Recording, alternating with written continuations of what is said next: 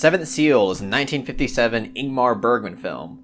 So, The Seventh Seal was Laxmi's patron poll winner, and I was really ecstatic about that fact, because after watching a film like Persona, which I also have a review for if you want to check that out if you haven't already, I was obviously riveted by Persona, so after having so much enthusiasm for Persona, I was really excited to dive into more Ingmar Bergman films, and The Seventh Seal is probably his most popular film. I think most people would say that Persona, is their favorite or is his best film, but The Seventh Seal, I believe, is his most popular film. It even makes its way into pop culture, because, I know it's going to sound silly, but an episode of Bob's Burgers, everybody knows I love Bob's Burgers at this point. There's an episode of Bob's Burgers where Bob essentially references this film. It's something no other film has ever done before. I give up. Death. I've been talking to death. Oh, like that Ingmar Bergman movie where the guy's playing chess with death. Or that movie where Brad Pitt plays death? What's it called? Meet Jack Black? Nope, totally different. Not like those at all. And he referenced this film before I really knew exactly which film he was talking about. I knew about Ingmar Bergman,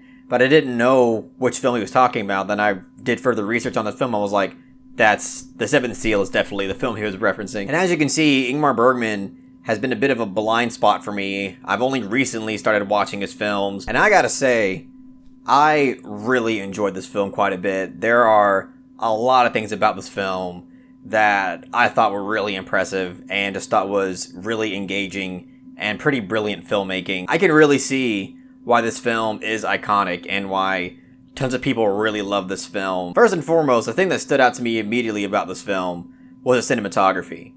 And basically, the cinematography throughout this entire film is so incredibly well framed. And there are so many memorable shots in this film that are not only aesthetically pleasing, but also have a type of symbolic and metaphorical representation behind them. And that's something that I really appreciate in a film, is when you can not only make a shot look really pretty and just incredibly pleasing to the eye, but there's also a symbolic meaning behind it, and that's pretty much this entire film. And honestly, I think the cinematography is my favorite thing about it. And the stunning cinematography was something that was also present in Persona, and I'm really happy to see that that's something that I've pretty much seen in every Bergman film that I've seen so far. So yeah, the cinematography is wonderful, and Bergman uses that setting as a medium to really explore a lot of deep philosophical themes that have to do with uncertainty, one's crisis of faith, one's doubt in the afterlife, the inevitability of death, and how that kind of contrasts with the uncertainty of an afterlife. And the film basically has a bunch of different characters that all kind of represent a different perspective and outlook on all these subjects. You have the main character, who's played by Max von Sydow, which, rest in peace, by the way. He is a brilliant actor that we lost. I'm glad he at least was able to live a really long and prosperous life. But this performance here definitely shows us why everybody misses him, because he gives a great performance here, but his character is somebody that just can't deal with his own ignorance. He's somebody that feels like if God doesn't exist, then life is ultimately meaningless and pointless and just pure agony. And obviously, I think that's a flawed perspective, and I think the film demonstrates in subtle ways that it is a flawed perspective. But then you have also other characters who are content with not knowing and are really content with knowing that death is a part of life. Nobody can escape death. And just knowing that you're not promised anything after death just makes it even more reason to just live in the moment and live your life to the fullest. So again, you have all these different characters that have all these different perspectives on afterlife and uncertainty and death and everything like that. And I loved that aspect of the film as well. I love that the film put a lot of time into its writing of the characters and just what they represent. And there's one scene in particular that I really enjoyed. It might be my favorite scene in the entire film. And it's a scene where you see one of our central characters, who is this kind of artist, performer, entertainer kind of person, who's, trying to entertain a crowd with his wife. But then you get this string of just Catholic fanatics. And I love how the film, by showing these things back to back, shows you that they're both kind of a form of performance. But one is done with the intention of giving people genuine joy in their lives, and the other one is done with the intention of just implanting loads of fear into a population of people. And it's through this fear that they get people to, feel shame and to come on board with their religion. Or I guess in this film, it kind of shows pretty clearly that it's also like a cult. And I love how it also shows that in this time, during the Black Plague, it's really easy to just kind of trigger hysteria in a population of people. Because I'm gonna be honest, like if I was living in this medieval time and a bunch of people were dying of the plague, in just this time of particular ignorance, I would be terrified. I would also be thinking that, the end times are coming and that, maybe us as a human species is the reason why this kind of punishment is happening. And it's just a really easy time to get people provoked with hysteria. And, what better tool to use it than religion? So it's just a really interesting and also a bit tragic time of human history where, people's outlook and people's worldview is critically put into question, and they're basically forced to, interpret everything they see around them in the best way they see fit. And yeah, I just love the way that this film was able to demonstrate those aspects, because I think it was really well explored, and a lot of that has to do with that particular scene. Phoebe Anderson is also in this film, and not only is she easy on the eyes to say the least, but she's also a brilliant actress, and obviously she's kind of given more time to shine in Persona because she just has a more demanding and time-consuming role. But she's still great in this film for all the time that she's in it. It's just really nice to see that she's present in Ingmar Bergman films even before Persona. But one other thing about this film that really caught me by surprise, and I didn't expect at all, was that it's actually a quite humorous film. This film I found quite funny in a lot of different moments, and it's not something that only happens like, quick splashes. This film is kind of consistently funny throughout the entire film.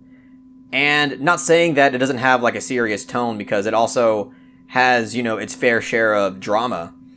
But I was surprised to see how consistently interwoven comedy was in this film, because that's not something that you hear at all about this film. And especially like from the cover of this film or how people talk about it, you wouldn't go into this film expecting something that was, a little bit self-aware and something that utilizes comedy to tell its story and entertain its audience, but it does. So I'm here to tell you, like, if you go into this film, you haven't seen it before, I thought it was rather humorous, and, I don't know if I'm alone on that, but that was something that kind of really caught me by surprise, and I was actually delighted to see, and I felt like helped me enjoy the film even more. There are a few things that I will say about the film, though, that didn't particularly impress me here and there.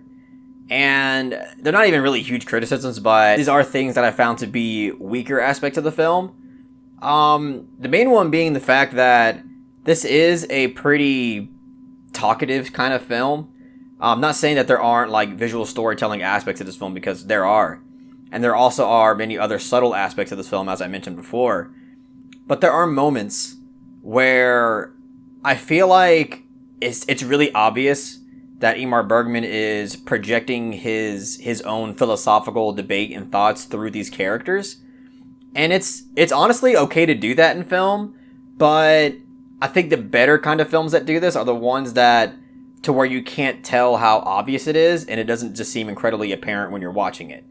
And in this film, there are a few moments that I feel like it's incredibly apparent where Ingmar Bergman is kind of inserting his own philosophical discussion through these characters and are saying these lines to each other.